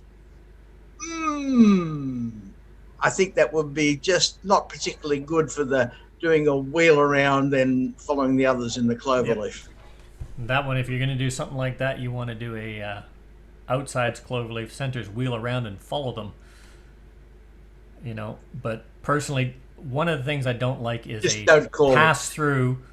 Now I've got, you know, you're in that kind of situation, so you take a static square, everybody pass, you got the centers moving forward, so they're pretty close together. A wheel around in the center like that is almost as bad as calling a Dixie style from a box or from an 8-chain-4. It's just too crowded. But the other one, I was too fast to take a look at it, but there was one with, I think it was a left square through 2, and the next call adding or following to it was not so good, I think. But it was a left square through 2 into, I'm not sure either, was it an 8-chain through or whatever, something like that. Which I thought, why a left square through? And a regular square through 2 would have been just fine. What would, oh, sorry, I thought I had the share screen up. I was looking at these. Sorry. I thought I had the share screen up. This was the one that you were talking about. Absolutely horrible. Mm-hmm. Yeah. Yeah, that wasn't it. That wasn't it. That wasn't it.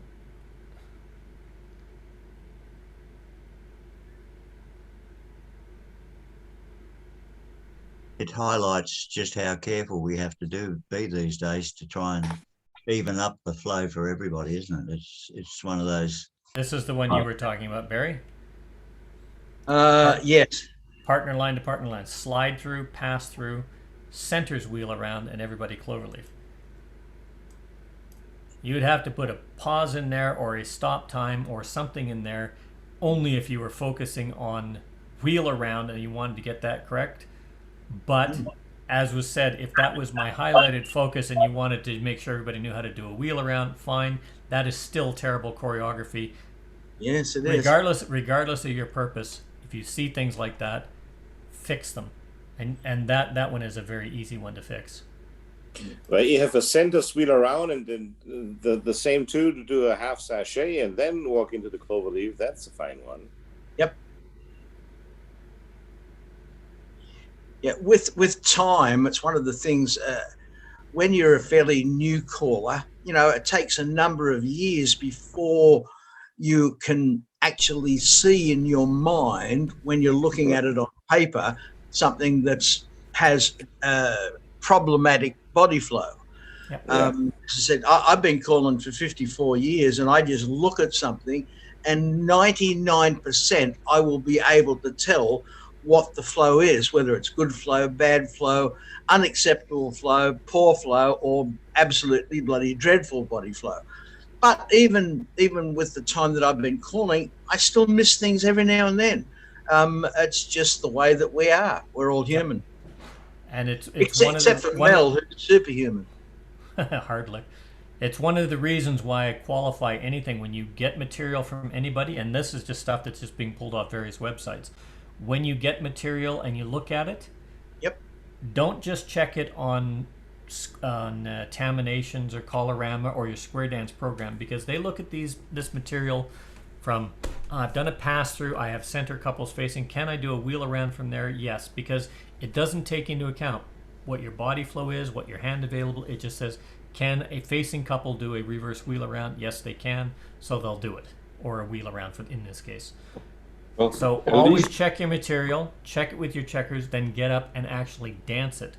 That right there, easy fix. If you do a pass through outsides cloverleaf, centers wheel around and follow, you've created that stop. It's no different than having a forward and back or a do-si-do before a fan the top or something like. You've created an action that's going to stop it. In this case, my problem with the wheel around there is just too crowded when you're moving forward into the center. A good solution would be to have the centers pass through first and then wheel around, which is something they'd be more familiar with. Yep. And in that case, you can do centers, or sorry, slide through, pass through, centers pass through, and wheel around. While the outside's closed. And then do it, yeah, and then centers pass through and follow them. However, there's so many different options there. I mean, the easy solution is centers square through 3, everybody cloverleaf, but the focus is wheel around, so you want to keep that. What I would personally do is, I think what Michael said, change that to a different module completely. Or have the centers do a pass through, then a wheel around and pass through again. Yeah. And then you've got. But see how long you have the outsides standing facing out. We're gonna have them do the cloverleaf. Yeah, you'd have those facing out cloverleaf while the centers pass through, wheel around, pass through, and cloverleaf, and then you'd have the new centers. By that time, they're just coming into the center, because all the action is now on the outside. So, like I said, there's lots of action and availability there, but I'm kind of with you on your first one. I would just change that module. And yeah, you never should just pick up something which you read and use it. I think you should check it with the body flow. Yep. And but the most important thing is there a need for programming, like having a pre-teach? Like I have sometimes callers using routines I do, and then I know exactly a week later they call me up and say it doesn't work. And am I correct? And I said, yeah, but did you write down what I did the tip before or the 2 tips before? Sometimes you need to analyze where there are trouble spots and why there are trouble spots.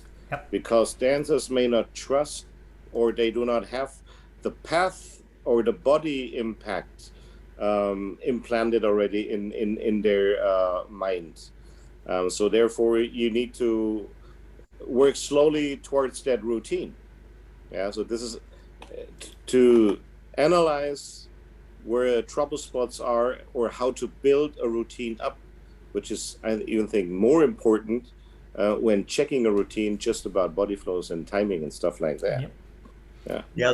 The other thing is, when you're taking somebody else's choreography, the best thing to do is to try and see what the idea is in the choreography, and then see if you can improve on how to use that idea, because that then gives you some choreography of your own that fits. Absolutely. That takes the idea or the nub of what he was trying to do. Yeah. Like I said, a lot of this material, like when you look at this, slide through, pass through, wheel around, and a quarter more into a chain down the line, pass through, wheel and deal, center, slide through. The others lead to the right and circle to a line. Now that slide through, they're going to have to back away a little bit. You'll see all of this kind of stuff. Would you call something like that just as a regular module to use? Probably not. Would you call it, if your focus was wheel around and you're doing wheel around and you're doing wheel around and that's what your focus is, you might call that and you would say to the dancers, centers slide through and back away. The others lead to the right. You'd give that. There's nothing in here that indicates your prompts. There's nothing in here that indicates the extra cues or the filler words or anything else. That's up to the individual caller to figure that. And that's one of the important things of looking at any choreography that you borrow, steal, or otherwise obtain through legal or illegal or illicit methods. It's called research, people. Look it up. Always, always, always check it. There is some absolutely phenomenal, and I just want to re-stress what was said. I think it was you, Michael, that said it, but it was Bob Moffat when he was calling in Germany.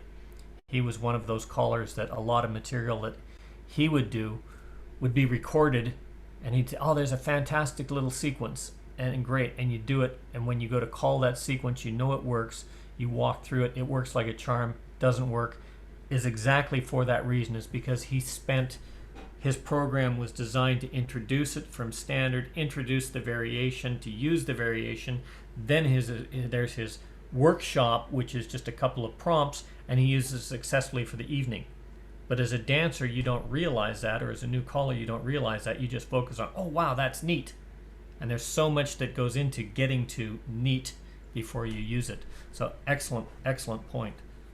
And also how to present it. I mean, Ed Foote had a nice workshop on that, to emphasis with the calls, like, you put it out in printing like everybody wheel around, just to also pronounce it the right way and present it, which is another important way to have success on your choreo. Yeah.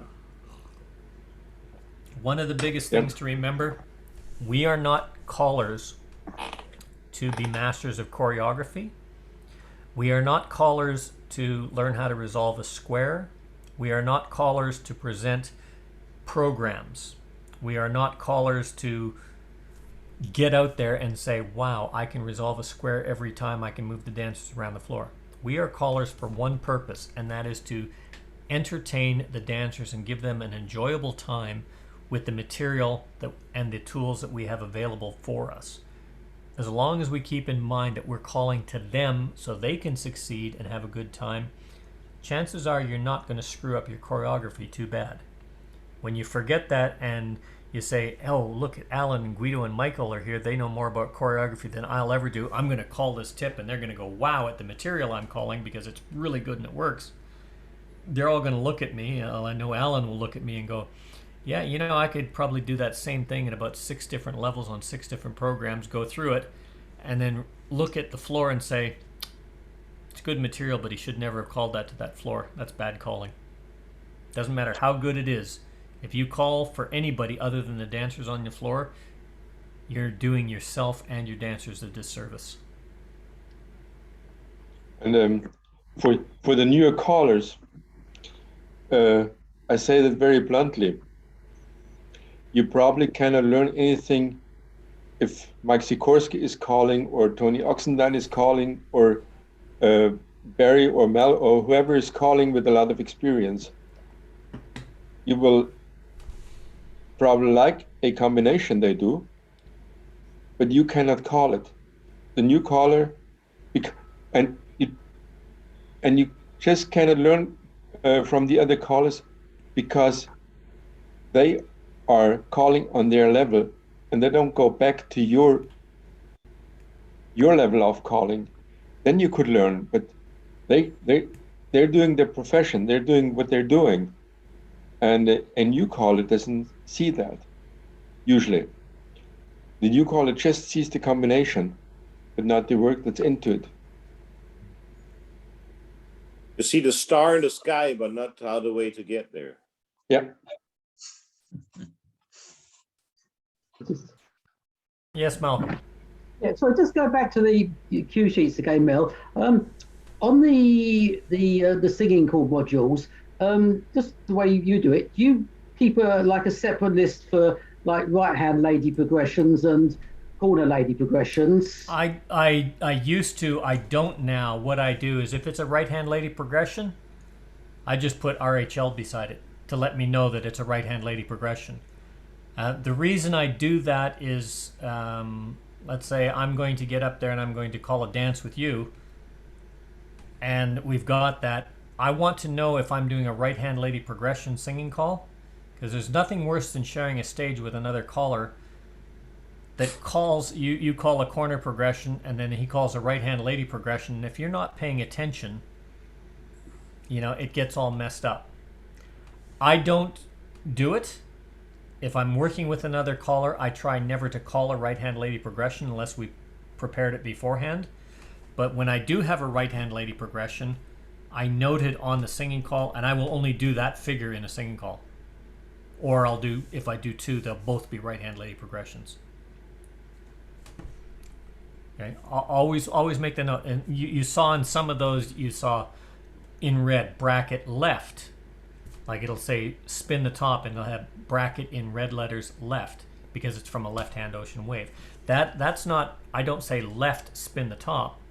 I might say spin the top, that's there, and it's a cue to me to say it's a lefty. Or a classic one, right and left through, Dixie style to a wave, swing through, chain down the line. Beautiful combination, beautiful flow.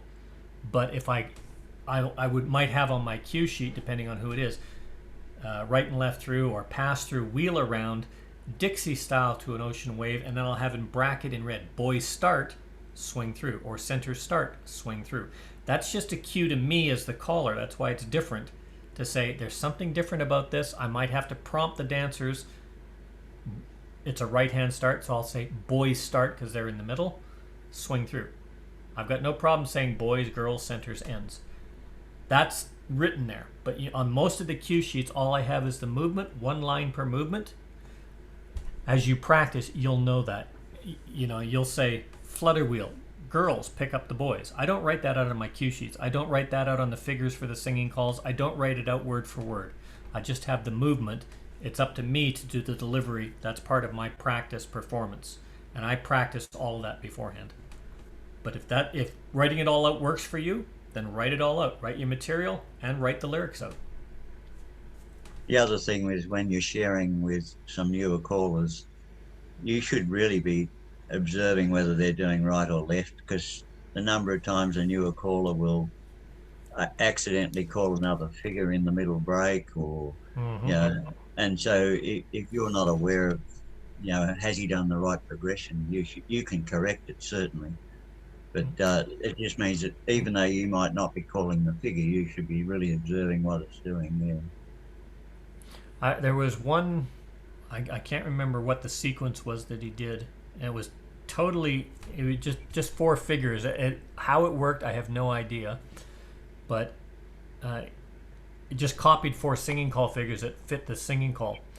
The first one swapped the heads. The next did a four ladies chain. The next was a right hand progression, and a ladies trade with a chain. Anyway, everybody got their partners back at the end. But there was no logical progress right or left into what they were doing, because the head ladies would cross, the side ladies would cross. You do a chain, and then you do a chain 3/4, and it was just bizarre, and it worked. The problem with that is very much like what Alan says. There's a lot of figures that come with material. The ones that I've recorded, I put right-hand lady progression, because there are some records that are right-hand lady progression. It's on the singing call sheet that you'll get if you purchase the record. But they're completely unaware of the progression in the singing call until they take that singing call figure and it ends with a swing your corner and they call Alamand left, and you realize you're with the right hand lady. That happens a lot with new callers.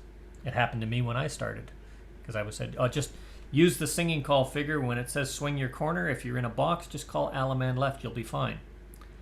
Except the singing call said swing your corner, and it was a right hand lady progression, and I wasn't fine. That's how I found out about doing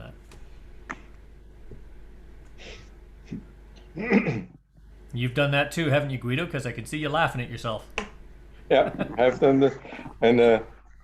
And you remember when we were talking with Yolanda about the little module you gave her, and I said, what's the difference between a swing through spin the top and a spin the top swing through. I accidentally have changed figures. I exchanged two calls in the sequence by themselves, and suddenly I had a right lady progression. Stuff that happens, and you should notice that and write it down. Oh, absolutely. If you're not aware of your progression and which way you're going with all these kinds of things, you're going to find yourself in a world of hurt. What do we got? Like I do that sometimes when I'll do singing calls. I'm just trying to find one here. Oh, what's a good one here? What have I just finished here? Gravy patter, Roman glowing, TB Omar done. Which one did I just finish for him? Talk amongst yourselves. I can't find the piece of music I was talking about.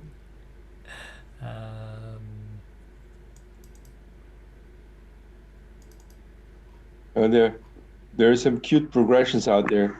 You can have corner lady, you can have right lady, but you also can have the head ladies progress counterclockwise and the side ladies progress clockwise. Yeah. Okay, so this is going to what you were talking about, Malcolm.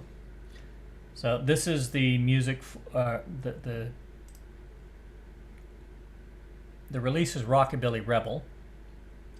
So it's recorded, different vocals. There's SSD, Basic, Mainstream, Plus, and A1. The cue sheet comes in a Word document. And I've done it like this. So there's the lyrics in blue. There's the choreography. That's the SSD 8 figure. So that's week 8 SSD. And then on the cue sheets, notice I've got a do-si-do in there. Basic. This is a nice, very figure. Takes me 64 beats to do. If my dancers are a little off, notice I've got the do-si-do in red. That tells me I can add or drop that. Okay. On the mainstream figure, notice I've got boys move up, spin the top again, girls move up, boys run, girls take hands, chain down the line. Notice that's in brackets and in red and italicized. That tells me those are prompts that I put on the cue sheet because that's the way he wanted it recorded. So that it's something that the caller, instead of trying to find filler words, spin the top half, 3, the ends move up, you can prompt because it's just a little bit unusual. Off the boys run, girls take hands, chain down the line. It's just something to prompt them.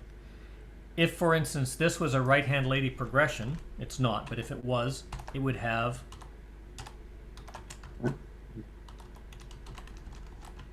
that written beside it. And whenever you do your cue sheets up, so that when it comes up on a display, that's a good idea because it tells you exactly what's going on. It reminds you of where it is. And if you're going to use that in a pattern, if I was going to use this, let's just say this was a right-hand lady progression for my singing call. If I was going to use that in my pattern to a corner swing, I would set it up so that everybody had their right-hand lady. Everybody's original partner was in the right-hand lady position right at the beginning. Do something to four ladies chain 3/4. Heads promenade, sides of right and left through, heads down the middle and past the C, and then carry on with whatever it is that gets that flow to set up so I end up with my partner, so that when I do a right-hand lady progression in the singing call, it's not going to throw everybody off. Mel? Yes. Oh, can you scroll down up again? Stop here, right? With the plus into A1 routine here. You got in the A1, you got swing corner, right? Corner swing, element left and promenade. That means you have already your progression with the corner. and then you go to the new corner, which would be the opposite right now in the first figure, right? That's correct. Element left and come back and promenade. That's okay. But I figured out that sometimes in the plus, you have a turn through, which is the actual one you're gonna take and promenade with, right? You have a turn through an element left, which again would be the opposite lady in the first figure, correct? Mm-hmm. And then they say swing corner and promenade, and that sometimes is confusing because dancers indicate the element left is done with a corner, and now do I go back and swing that corner? Because even though it is the real corner you're swinging, in the corner progression for the dancers, it is not the corner anymore. Yeah, I'm talking about the plus. The A is okay. Yeah, no, I'm just. Okay. It's got this. Instead of swing your corner and then Alaman left new corner, let's just say I do a turn through, Alaman left and promenade, or what have you. Even in the plus, Alaman left. You could do a turn through. Now you had a turn through element left and then just come back. Instead of just swing and promenade, just leave the corner out. Well, what I would do. Yeah. Yeah. You can do that. You can do swing new corner. No, not Like I new said. corner. No, corner is misleading. What I'm saying is, if it's a right hand lady progression, I would just say swing and promenade. Sometime if it is the corner, I'll say swing your corner. If I do a turn through to an Alaman left, I would say Alaman left new corner, come back and promenade.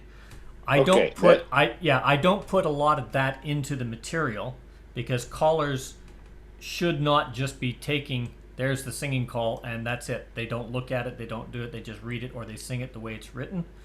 Should not be doing that. You should be working that material, looking at it, walking through, seeing what it does, seeing how you perform it. There's nothing wrong with the routine with the calls. I agree with you. It's a very valid point. If this is an Alaman left, right? Okay, that's actually your opposite lady, and you're coming back to your original corner. But the reality is, you can do an Alaman left with anybody. You can do an Alaman left and a right and left grand, and on the third hand promenade. If you have comfortable dancers, great. If I'm doing this to a brand new floor, this is relatively easy plus. I would probably say Alaman left new corner, come back and promenade. That'd be or cool. Alaman left new corner, come back and swing original corner. And now it's no more difficult, but I've made it sound complex, and the dancers are going what? But they're doing it because they can't. That's all part of the showmanship stuff. Even more complicated. Yeah. Go ahead. Would be if you would say Alaman left, come back and swing the corner, because do you think, I did the Alaman left and now I have to come back to swing the corner, which I just did an Alaman left, right? Because I've heard that from other callers as well.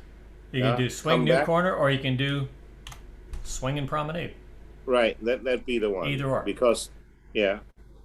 And all of those will go into your performance and your practice, and it's very good, because if you're looking at your floor and you know your floor, these are things that you have to be aware of. If I'm going to call, for instance, if I'm calling at Michael's club and they've never heard me before, I probably wouldn't do that. I would probably say, turn through, Alaman left new corner, come back and promenade, or come back swing and promenade. Or I would say Alaman left this girl, come back, swing your corner, something just to differentiate that it's, where you are. Because where he's dancing, his dancers understand that relationship. They know that you're going to do an Alaman left, boy, girl sometimes, and come back, and on the third hand, you're swinging your original partner or whatever, just the way he sets up weird, funky choreography. If I was calling to a Florida trailer park group that's only done SSD and this is the very first time they're dancing, I probably would not call Alaman left new corner, come back, swing your original corner, or Alaman left this girl, come back and swing your corner, for the very reason that the dancers are not used to that kind of progression or that kind of spatial awareness of where they are. But if dancers are trained properly, and then you really got to be aware, like one of the things you sometimes hear, is like center straight and hinge. Usually you want everybody to do the hinge, but then you have to say it. If dancers are really trained to do what the collar says, they will just have to do the centers, do the hinge. Yeah. Yeah. If you say, adding to the trade. If you say centers, yeah. If you say centers, trade, hinge, that's everybody. If you say centers, trade, and hinge. No, if as long as they're active, I wouldn't. So yeah, I know. No, I'm just saying this is the difference, and where it comes down to is if you give dancers on the floor a choice of 2 options, they will invariably pick the one that you do not want. Right. So therefore, I trained myself to be really explicit, directly and clear in what I say. And I also say everybody if I want everybody to do the hinge. Yeah, you'd probably say centers trade and same 4 hinge or same 2 hinge or whatever it is, or same centers, just to make sure it's just them. That would be a partner hinge. So of course we're talking A1 here, but it's is it still on A1? Partner hinge? Partner hinge? Yeah. Yeah. And there's all sorts of different aspects in your performance that are going to help the dancers go that don't change anything. Like heads separate, star through. Now, that's pretty straightforward. But you can hear head separate and star through. That word and makes a difference. Or head separate and when you meet, star through. That makes another difference. Or head separate, go around 2.5, and when you meet, oh, what the heck does he mean by 2.5? You just say around 2, straight ahead, star through, makes a big difference. You know, that's all part of your performance delivery.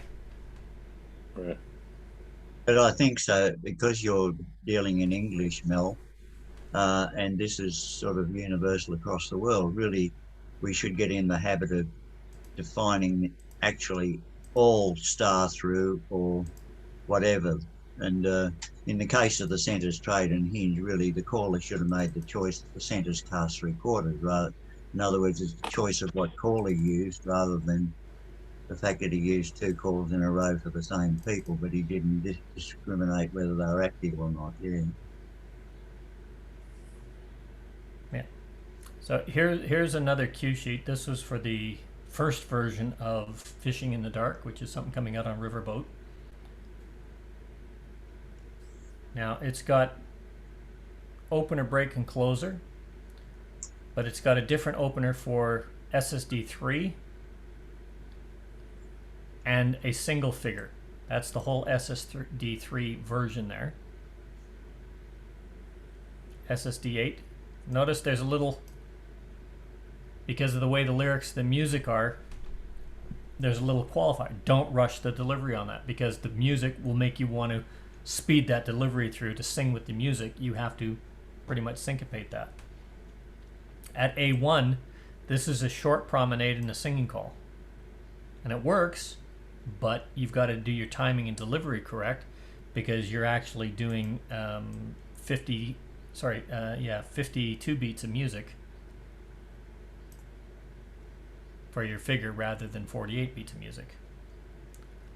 On the remix of that, I close some of these down, I got too much. On the remix, okay, slightly different. Just because we've changed to having a grand square figure for the opener, and then I've just changed the break. So we've got a grand square for the opener and break, or the opener and the closer, and then we've got a, I should say closer. Just notice that. And then a center figure for the break, and you notice on this one, the Alamo ring balanced the left swing throughs to the right and left grand. You know, it's a little more complex, but it's all still in that SSD program.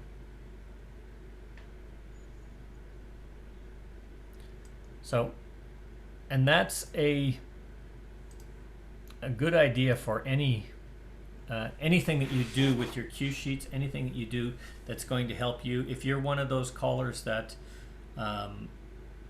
has a binder.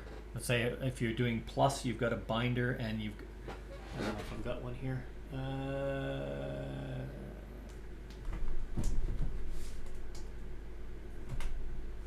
I don't have it handy. A binder with your choreography on it.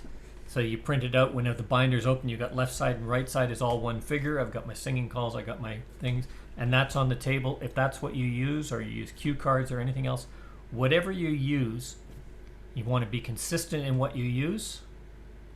For instance, Alan uses cue cards. I don't know if you do or not, Alan, but let's say Alan uses cue cards and I use cue cards. And Mickey uses cue cards. So Mickey's says STT, which is star through, SQT, which is square through, SWT, which is swing through. Alan uses asterisk T for star through. He uses ST for swing through, and he uses a O with a line through it for circle to a line. I have it all written out in long form. So we're going to call a tip together. Well, you have to make sure that, hey, I'm going to borrow Mickey's material, copy paste. Well, he uses ST for swing through, I use it for star through. If that's not consistent, guess what? The dancers are the ones lost. So always check your material, always standardize it. If you're going to use cue sheets, keep the order the same. If you're going to use module layouts, keep the order the same or similar so that you know what you're looking at each time, so it's familiar to you. Because you're doing this for you so that you can give the dancers the best experience. I love getting choreography from people. It's great. Somebody, there's an article coming up in BTM about putting some of the fun back in. One of the suggestions was, I think it's Paul Preston, take your material, put it on a big banner or a big whiteboard with your square dance abbreviations, you know, the star, T, circle with a line through it, whatever you use, put it on the wall, put on the music, get your 4 squares or whatever you got, and say, right, first square through that's your material, go, and the first square through it wins a prize. You don't call anything, you let the dancers figure it out. You know, it's just a little fun gimmick, but something along that, there's all sorts of things you can do. And it just goes to show you what is going to be different. And it's hilarious when you get other callers trying to interpret another caller's material, especially when they use different abbreviations and different symbols and everything else. Lots of fun. I had that happen. They asked me up, was the first year I called, first time I was out of town, and one of the callers decided he was going to let me behind the mic without any warning. And I thought I was perfectly safe because I'd left all my records at home, right? Because I was using records. And while we were talking on the floor, you know, in a square, he'd asked me what kind of songs I was calling, and I didn't realize about laptops. I'd never been on stage with a laptop. So he had some of my songs in his laptop. 15 squares. I was used to doing 2 or 3, you know. 15 squares. It was one of our bigger dances. And the opener was written properly. And then I had 15 squares on the floor dancing, and all of a sudden I get to my figure, and it is in this, I had no idea what kind of shorthand it was, but I couldn't read it. And luckily, so I had to stop, right? Because I'd never heard of that before. So the next caller that was up said, oh, I've got the same song and it's written the regular way. And just start over. And then you can use it. It's in English. Yeah. One of this is why I always say, if you're going to travel anywhere, especially if you're a new caller, if I'm calling and it's my club or I'm running the show, unless it's a special event or something like that, I always try and get a new caller. If I've got lots of new callers, I'll try and get the ones that haven't been up for a while to perform. But always, always, always, I encourage new callers and any caller to have 2 or 3 singing call modules that will fit pretty much to any song in your head. One of them is square through, swing, do, si, do, swing through, boys run, bend the line, right and left through, flutter wheel, slide through. That will fit to almost any piece of music. Promenade, half, square through 4, either a swing through, boys run, or a right and left through, veer left. Ferris wheel, center square through 3.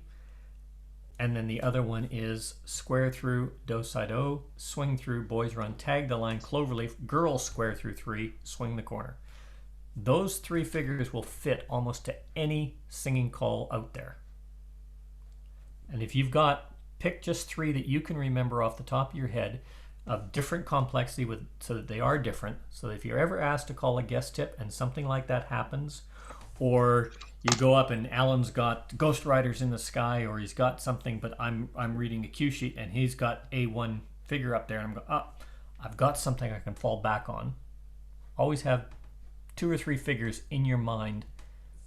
This is why we talk about your 5 foundation modules for calling, your magic module and the other modules, so that even with sight you can set up a box or you can set up a line and call a tip without repeating, and you've got the ability to do a singing call without having to look at the material. And you want to keep your material simple. That's just a performance. You're not there to teach, you're not anything. Just focus on something and pick something that's in whatever singing call you're using.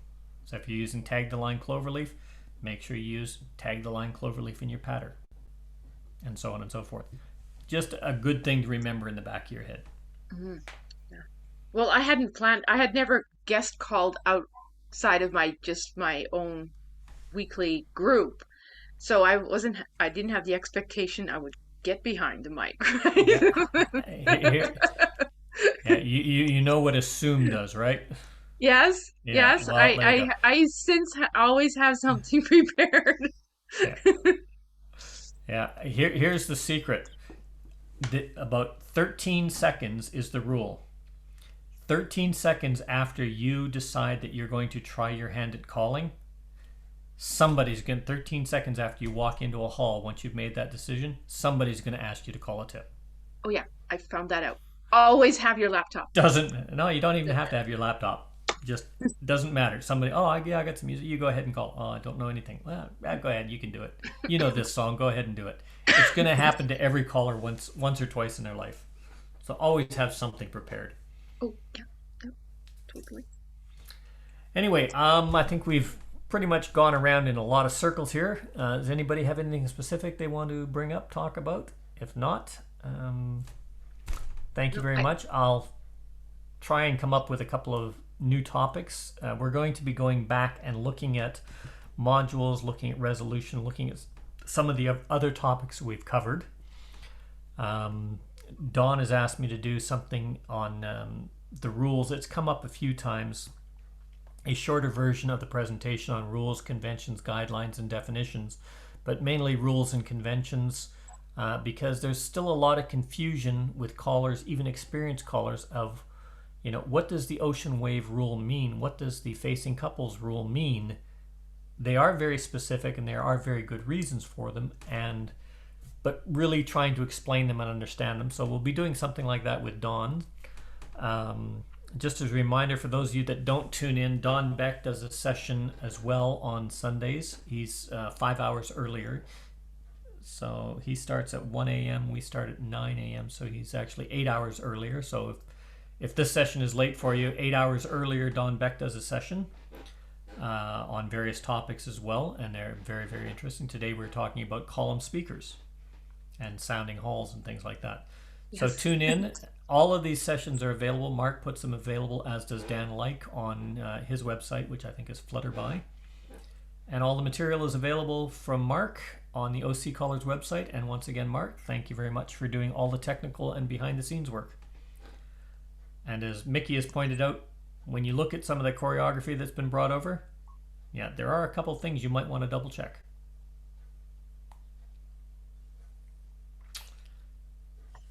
Anybody got anything to add? Want to discuss? No, you've given me plenty to think about today. That's a good thing. Thanks all for staying, and I hope you have the rest of a great weekend.